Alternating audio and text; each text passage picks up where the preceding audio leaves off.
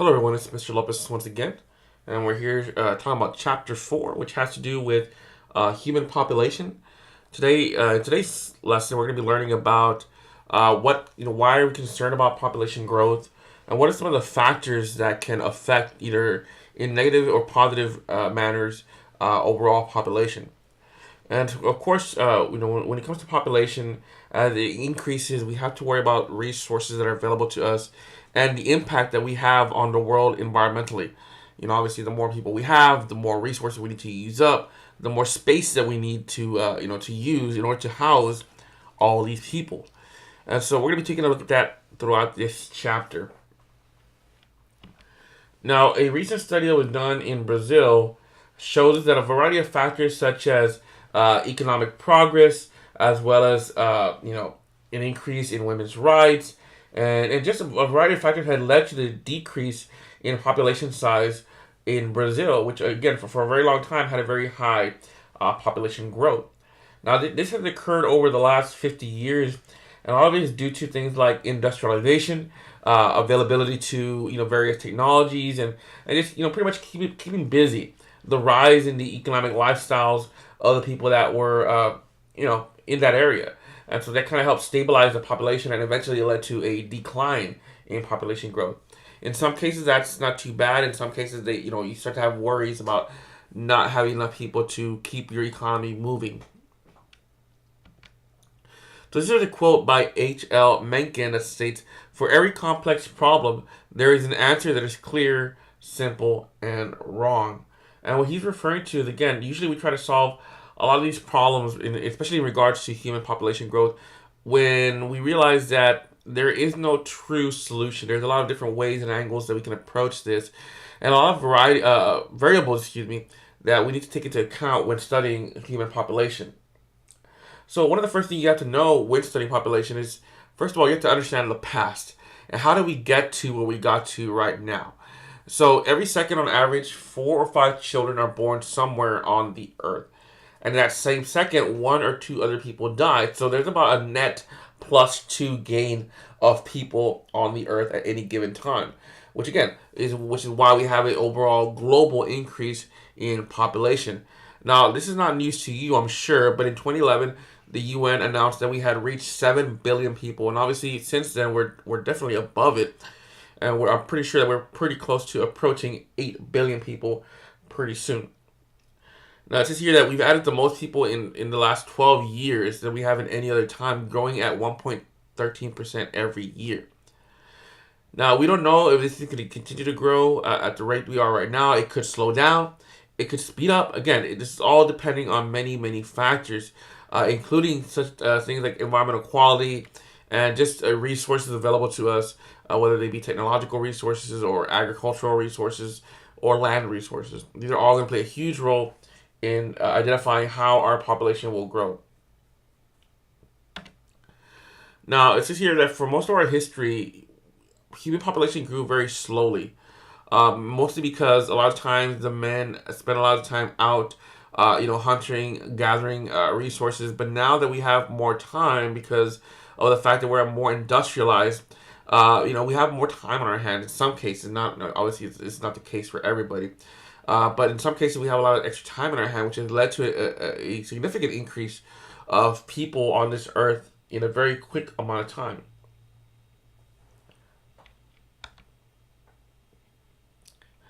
Now, this is an interesting title. It says here, human population increases are relatively recent. Now, if you look at figure 4.3 in your textbook, you see how much that climb happened significantly in the last couple of thousand years. When you look early on in that graph, we see that, at the early civilization, it was very steady. There wasn't much of an incline. In fact, there was a dip around 1500 AD when we had the bubonic plague. And, after that, though, we saw quite an increase. Once the Industrial Revolution came around, that number grew significantly. We were still hovering around 1 billion people in the Industrial Revolution era, and that grew to where we are today in just a matter of 2 centuries, really. And like it says here, only took 156 more years to get to 3 billion in 1960, after we had already been having a slow increase around 1600.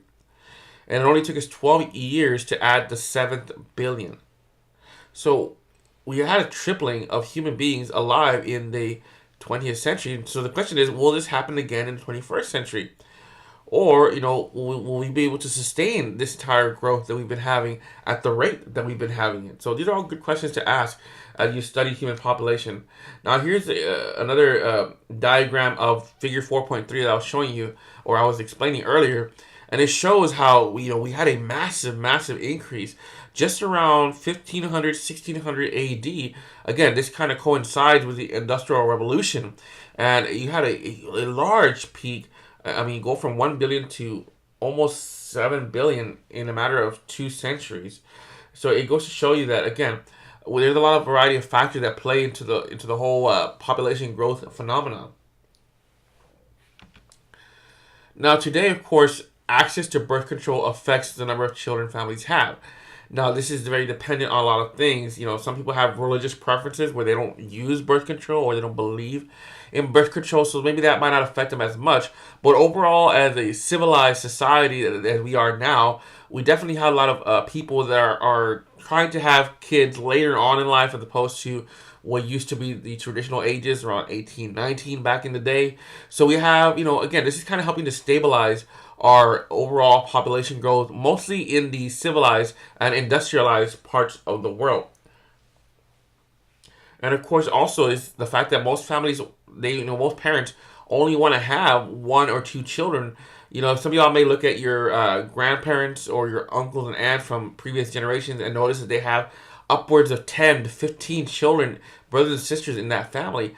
We don't see that very much now, of course, unless your last name is Duggar. But we don't really see that a whole lot, in most families. My family is only two, my sister and myself. And that's pretty much the norm for most of my uncles and aunts as well. So that plays a huge role, again, into controlling the overall population growth.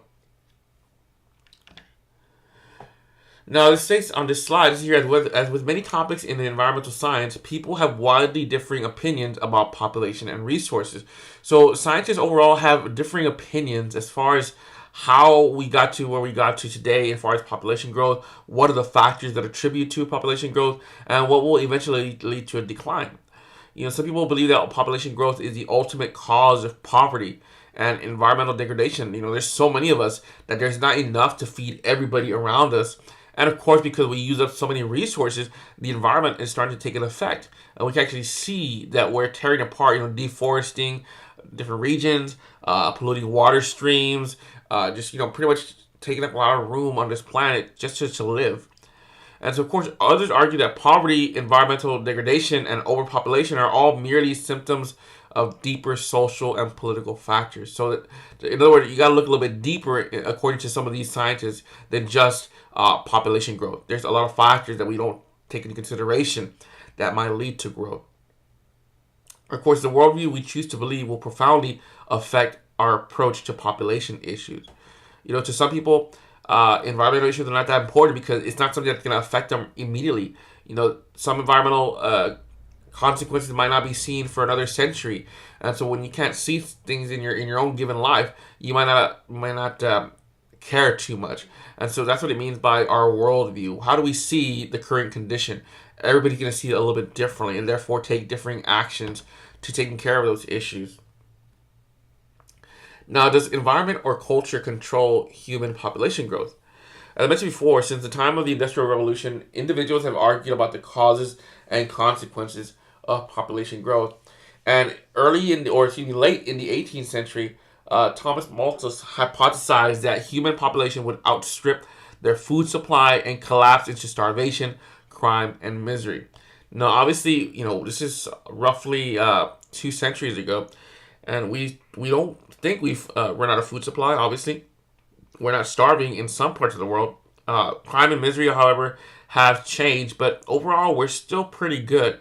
Maybe he shot off by a little bit when he made this hypothesis.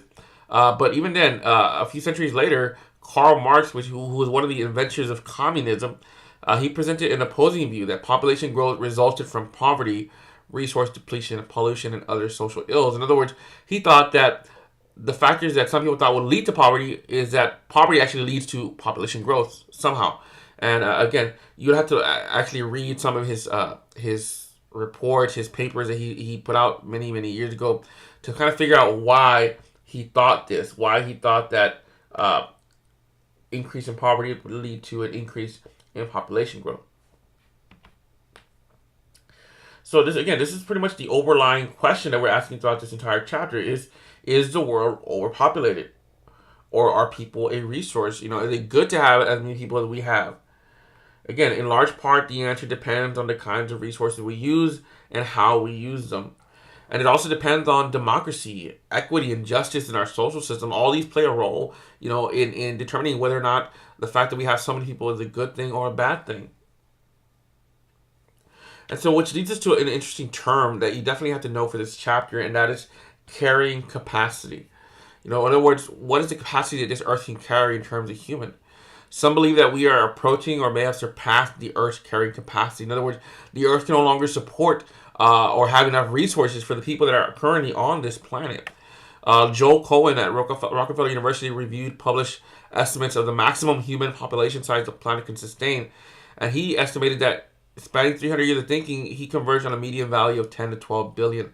So we're pretty close to that mark in which Mr. Cohen believes that this Earth will no longer be able to support that many people at a given time. Because again, we're almost at 8 billion, and so we're very close to reaching that mark of 10 to 12 billion.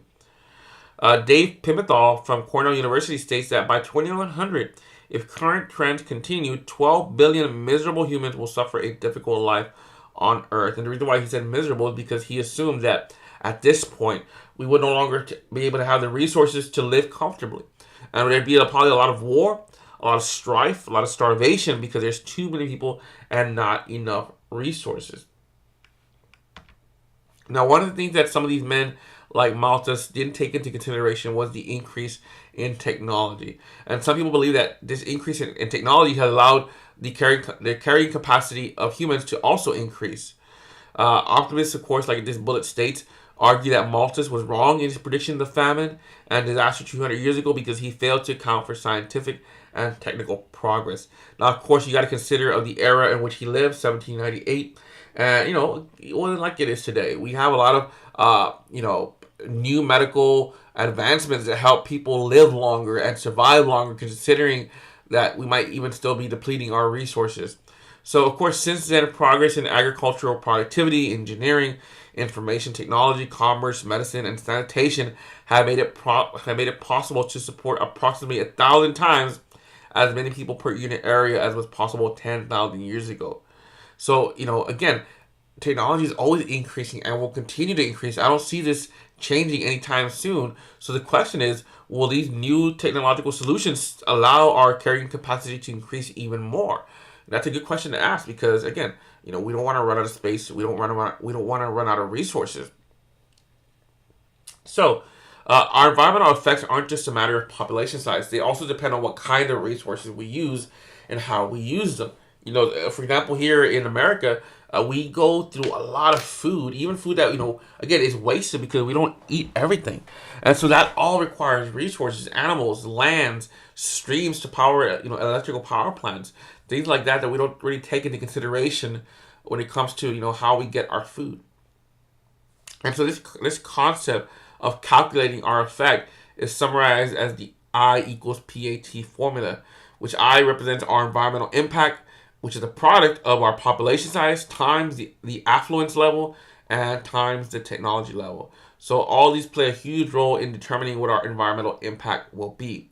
So it says here that a family living in an affluent means a pretty comfortable lifestyle in the U.S. could cause greater environmental damage than a whole village of African hunters and gatherers. Because again, we're using so many different things. We're using electricity to power our houses. We're eating, 3 meals a day, from fast food and other resources. So we're really taking up a lot of resources in this earth. So what we call this is, overall, we call this our ecological footprint. So this footprint allows us to calculate the impact. It says here another way to estimate our environmental impacts is to express our consumption choices into the equivalent amount of land required to produce goods and services. This gives us a single number called our ecological footprint, which estimates the relative amount of productive land required to support each of us. For example, forests and grasslands store carbon, protect watersheds, purify our water, and provide wildlife habitat. So, in other words, again, how much land are we having to destroy or use in order to feed us, to have our daily lifestyle? And that's going to differ according to your own lifestyle. Now, as previously mentioned, there are some that think that population growth could bring a benefit to the overall, ecological footprint that we take up. Now, more people means larger markets, more workers, and efficiencies of scale in mass production of goods. In other words, the more people you have, the more you're able to make use of these goods and replace them as well. Nowadays there's such a greater awareness for deforestation and being able to replant these forests which we once tore apart. And so because of that, the more people you have, the more that you can actually do to preserve the earth. It also means more people to find new resources and better solutions to problems. So there was an economist by the name of Julian Simon that believed that people are the ultimate resources, and no evidence shows that pollution, crime, unemployment, crowding, the loss of species, or any other resource limitations will worsen with population growth. In other words, we are the reason why this earth continues to thrive. It's because we are on this earth. We can figure out solutions to problems. And again, that's going to vary depending on your mindset. Some people are eternal optimists, like Julian sounds like, and some people are eternal pessimists, and they just believe that we are going to be the ruin of this earth. So it really all depends on where you fall in this category. And this leads us to section 4.3.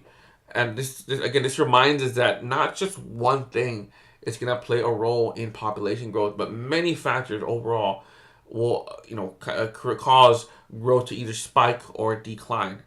And so one of the factors that we talk about is called demography.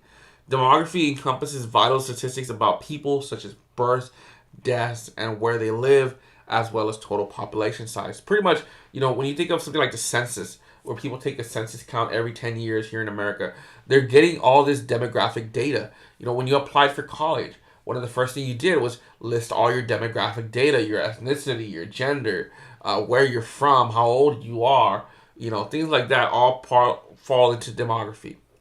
So in this section 4.3, we're going to investigate many ways to measure and describe human population and discuss a variety of demographic factors that contribute to population growth.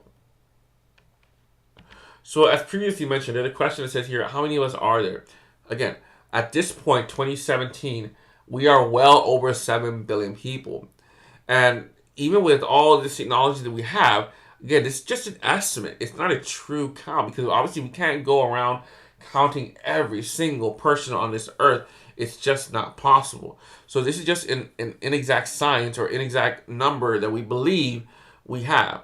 So we really live in two very different demographic worlds, as this bullet states. One of those worlds is poor, young, and growing rapidly, while the other is rich, old, and shrinking in population size. So, again, we all live in different factors, in different ideal situations.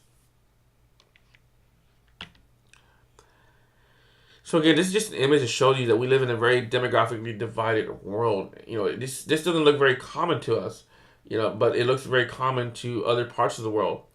The countries where we have a lot of less development is probably the areas where we have the most growth. You look at places like India, which it's not a very big piece of land when you compare it to places like Russia or China. Yet that one piece of land, India, has well over 1 billion people.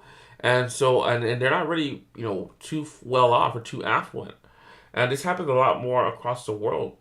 These countries represent 80% of the world population, but will contribute more than 90% of all projected future growth. So the richer world is made up, of course, of North America, Western Europe, Japan, Australia, and New Zealand. These are the more well-off countries, yet our population sizes don't really compare to those of the more impoverished countries. Now, of course, some of the things that can affect growth of certain areas is things like disease.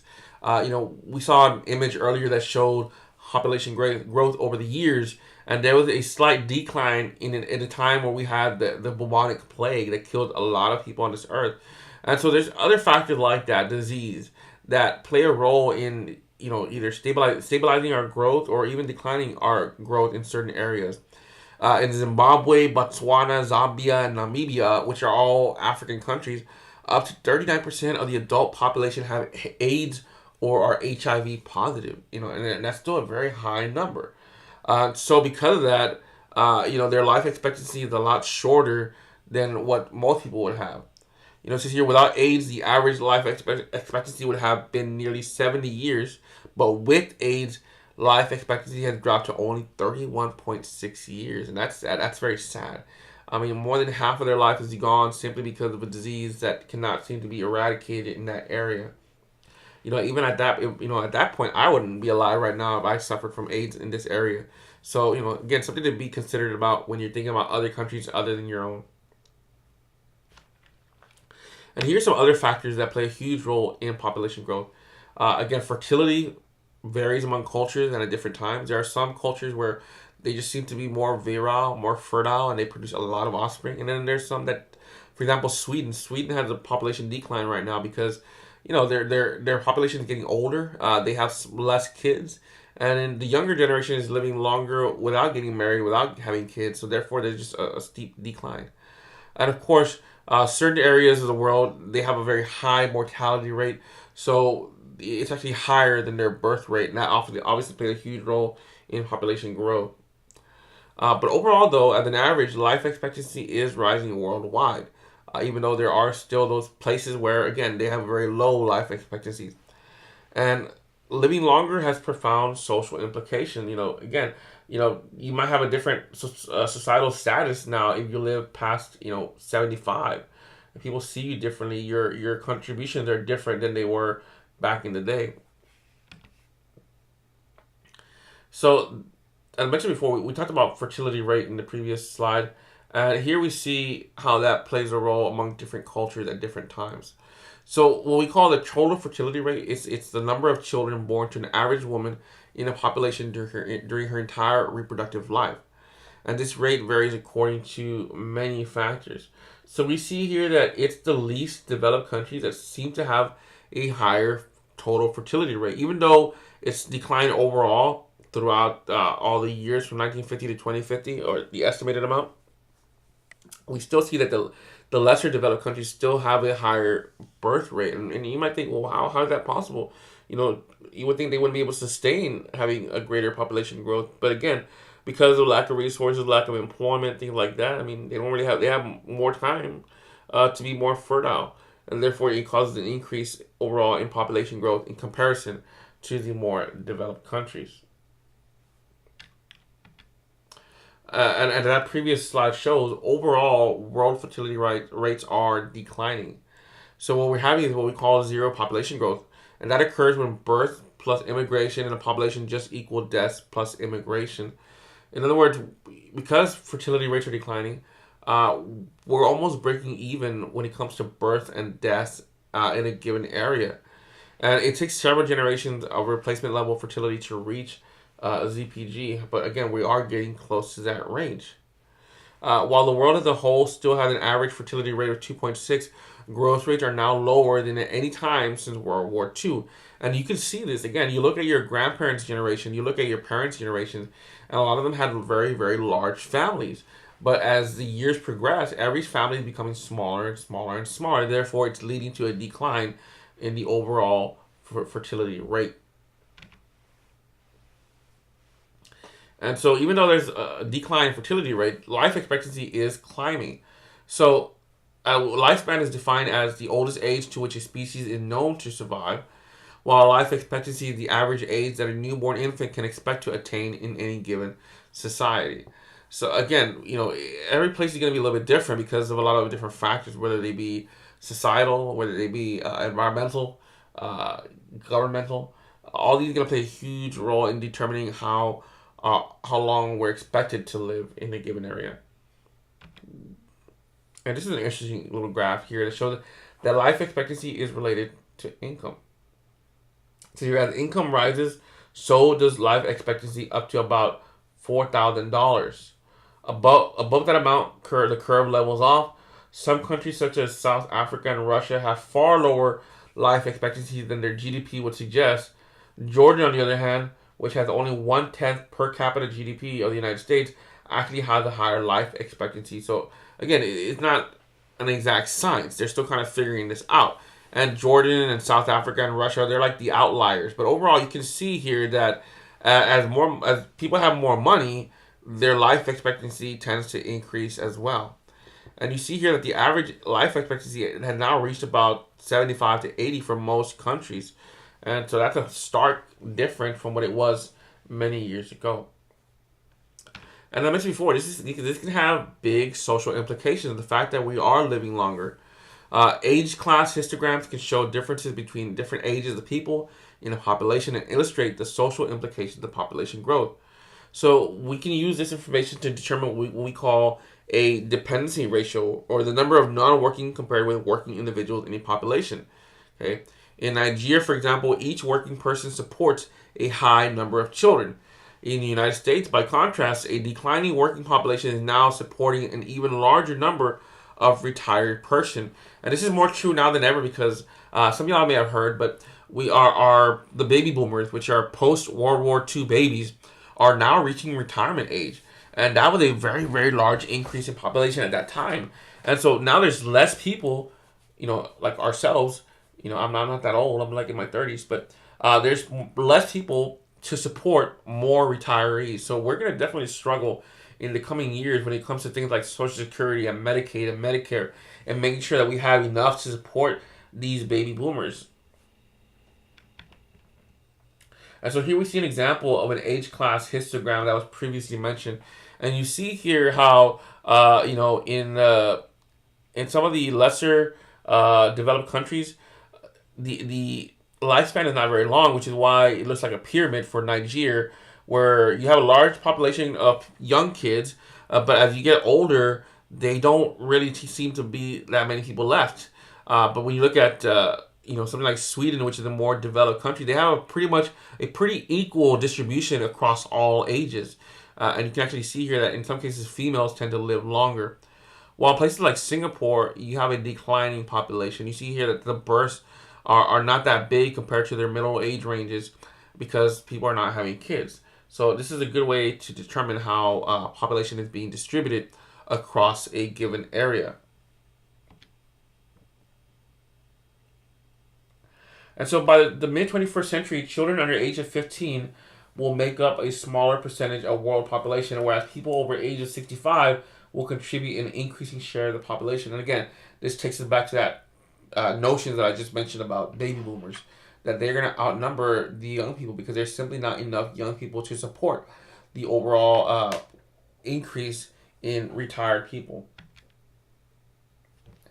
Now, going back to fertility, we mentioned before, there's a lot of factors that can play a role in overall fertility in this world. And one of those factors is culture. A number of social and economic pressures affect decisions about family size, which in turn affects the population at large. And so in this section 4.4, we will examine both positive and negative pressures on reproduction. So again, why people have their own reasons why they want children, and so the factors that increase people's desire to have babies are called pronatalist pressures. Okay, natalist usually means babies, and pro means things that would cause you to either want or not want children. And in some cases, children may be the only source of support for elderly parents in countries without a social security system. So again, we're kind of blessed in this country because we have a lot of governmental assistance overall, but in other countries, they don't have the systems in place that we have. Therefore, the more children you have, the better off that one of them is going to take care of you as you get older. And more families tend to be extended communities in other parts of the world as opposed to here in America. And so often children are valuable to the family not only for future income, but even more as a source of current income and help with household chores. I remember my mother telling me back when they were younger, in their early preteens, they had 5 kids in their family, and all of them had to work in the fields.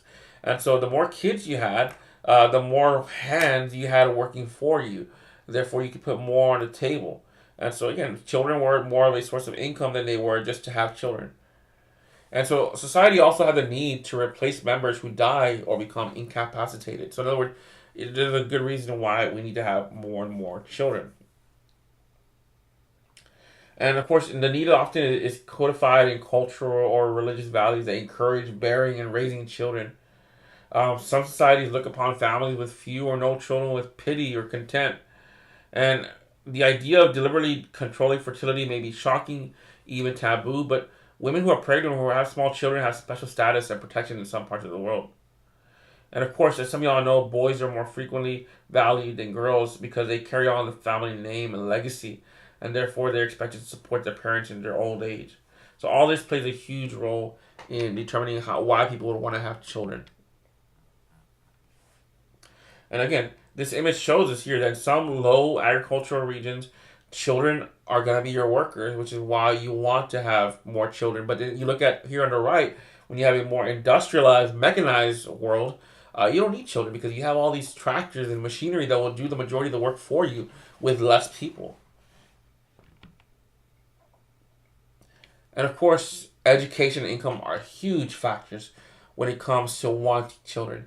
In highly developed countries such as our own in the United States, higher education and personal freedom affect women to not have children. And especially nowadays we have the revolution of women becoming equal to men. It's still an ongoing battle, of course. But less women are wanting to have children because they're more focused on their careers than ever before. Back in the day, of course, it's not considered PC to say this, but back in the day, women were expected to stay home and raise the kids and be housewives. And so therefore, they wanted to have children. They wanted to have a usefulness. But nowadays, that's changed, so we don't have as many women wanting children as before. So, of course, the desire to spend time and money on other priority limits the number of children. However, in developing countries, feeding and clothing is minimally expensive. So, adding one more or more child is negligible compared to the cost in developed countries. So, you tend to see, developing countries or less developed countries having more children. And that takes us to section 4.5, which talks about demographic transition, which is a typical pattern of falling death rates and birth rates due to improved living conditions that usually accompanies economic development. Okay, so here, for example, we see a chart that kind of gives the birth rate from 1910 to 2000. Now you see that there was a falling birth rate from 1910 to 1929, which represents a demographic transition from an agricultural to an industrial society. So people were having less kids. Now, the baby boom following World War II only lasted about 20 years, from 1945 to 1965. But a much smaller echo boom occurred around 1980 when the baby boomers started to reproduce. So you saw a little increase and those more represent like my generation. That I was born in the 80s, and so we saw these baby boomers becoming of age, and they were then having their own children, and so you see more modern age couples such as my age that are having less kids. So you see a decline in the late 2000s as far as the number of children that are now being had. So there's different stages to this demographic transition. Here we see stage one in figure 4.14, which represents the conditions in a pre-modern society. Food shortages, malnutrition, lack of sanitation and medicine, accidents, and other hazards generally keep death rates in such a society around 30 per 1,000 people. And birth rates are correspondingly high to keep population densities relatively constant. So again, this is what we call pre-modern, stage one. Now, of course, when we get to stage two, this changes a little bit because we now go into what we call urbanizing and industrializing stages. Okay, stage two usually brings better jobs, medical care, sanitation, and a generally improved standard of living. And death rates often fall very rapidly because people are living longer. Birth rates may actually rise at first as more money and better nutrition allowed people to have the children they always wanted. In a couple of generations, however, birth rates fall as people see that all their children are more likely to survive and that the whole family benefits from concentrating more resources in fewer children. There was a time where you had as many kids because not everybody's going to survive. So you want to make sure that you had enough to, have a family. And then, of course, this leads to stage three in this transitional growth. Note that populations grow rapidly during stage three, when death rates have already fallen but birth rates remain high. Depending on how long it takes to complete the transition, the population may go through one or more rounds of doubling before coming into balance again. And of course, this leads to stage four. Stage four represents conditions in developed countries where the transition is complete and both birth rates and death rates are low, often a third or less than those than in the pre-development era. The population comes into a new equilibrium in this phase, but at a much larger size than before. Most of the countries of Northern and Western Europe went through a demographic transition in the 19th or earlier 20th century, similar to the curve shown in this figure here. And in countries such as Italy, where fertility levels have fallen below replacement rates, there are now fewer births than death, and the total population curve has started to decline. So it looks a little bit different than we would see here on this stage four slide here. Now, of course, because as we become more developed, many countries are starting to go into a demographic transition. Some demographers claim that a demographic transition already is in progress in most developing nations. They believe that a lag between falling death and birth rates may hide this for a time, but that the world population should stabilize sometime in this century, in the 21st century. Some countries have had to embark on population control in order to make sure that they don't run out of resources. Places like in China, where they have the one baby rule, you're only allowed to have one baby, and in most cases, it has to be a male. And so, places like Thailand, China, and Colombia, they've had their fertility rates drop by more than half in 20 years. And some places like Morocco, Jamaica, Peru, and Mexico have seen them drop even more so because, they're trying to control the amount of kids that they have to make sure that they don't run out of resources. So there's two ways to complete the demographic transition, and those are represented by two different Indian states of Kerala and Andhra Pradesh. That they have different ways of regulating their population growth. In Kerala, providing a fair share of social benefits to everyone is seen as a key to family planning. However, the leaders of Andhra Pradesh have adopted a strategy of aggressively emphasizing birth control rather than promoting social justice. Both states, however, have been able to slow their population growth, even though they've approached it in different manners. Both of them have kind of worked in the way that they want to. So here's a little cartoon that kind of shows, what's going on here. And it asks the question, do we reduce pressure on the environment by achieving population control in developing countries or by limiting resource use in developed countries? Again, it depends on whom you ask. And so we see this little cartoon which has differing views of how different people think. And so again, I encourage you guys to, whether you need to pause this video at this point, take a look at this cartoon and see how these two men approach things differently.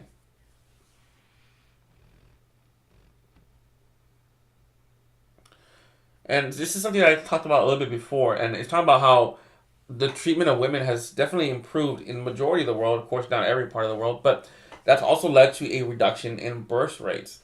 It says here that the Conference on Population and Development agreed that the following are necessary to help slow population growth. Number one is to have a responsible economic development. Number two is to have education and increase women's rights. And of course, high quality health care, including family planning services, which unfortunately, under the current administration, they're trying to get rid of that family planning services. So we'll see how that'll affect, birth rates in the coming years. And so here we see how in some parts of the world, as education increases, fertility rates decrease because people are having, they're doing more with their lives. So places like Ethiopia, where they have a very, very low education rate for women, you see that they have the highest fertility rate between these 5 years. While in places like South Africa, where education has definitely increased, they have a very small fertility rate compared to other parts of the world. Now, this next section talks about family planning and how it gives us choices. Family planning allows couples to determine the number and spacing of their children. And that's always a good conversation to have when you're, planning to get married, of course. How many children do you want to agree to have? That plays a huge role in determining, what kind of job you need to have, where can you live, what kind of resources do you need. All of that is very necessary when performing family planning. And so most people and most women nowadays use some form of birth control to aid them in their family planning process. And of course, birth control usually means any method used to reduce birth, including celibacy, not having sex, delayed marriage, contraception, and methods that prevent embryo implantation, and other methods like induced abortions. Okay, so again, there's different ways of controlling birth. Now, not all of them are considered to be good ways. That really depends on you as an individual. But again, it varies by people. And this is nothing new. People have always found a way to regulate, how fertile they are. For example, evidence suggests that people in every culture and every historic period used a variety of techniques to control population size. These have included taboos against intercourse while breastfeeding, or celibacy, or folk medicine, abortion, and infanticide, which infanticide is the killing of babies to control population growth. And this happened a lot of, again, in a lot of civilizations that were not quote unquote civilized, and they would kill babies as part of sacrifice or as a form of worship to their deity. And this is a way of controlling population growth overall. Now, of course, as we've increased our technology, it's led us to many, many options that we now have available. It says here that there's more than 100 new contraceptive methods that are now being studied, and some appear to have great promise. Great promise. And it's not just for women. Now I've seen people like Bill Gates, who runs the Bill Gates and or the Gates Foundation. They've been trying to come up with a better contraceptive for men too. Don't not just leave it all on women to control whether or not they're being fertile. And it says here recently the U.S. Food and Drug Administration approved 5 new birth control products.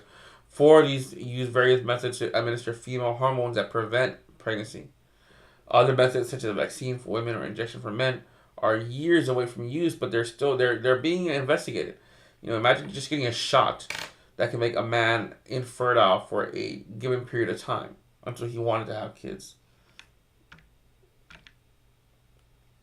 So this leads us to this last section, which asks the question: what kind of future are we creating now? Knowing all these factors that lead to population growth or decline, knowing all these choices that we now have available to us when it comes to family planning and birth control, what kind of future are we creating now?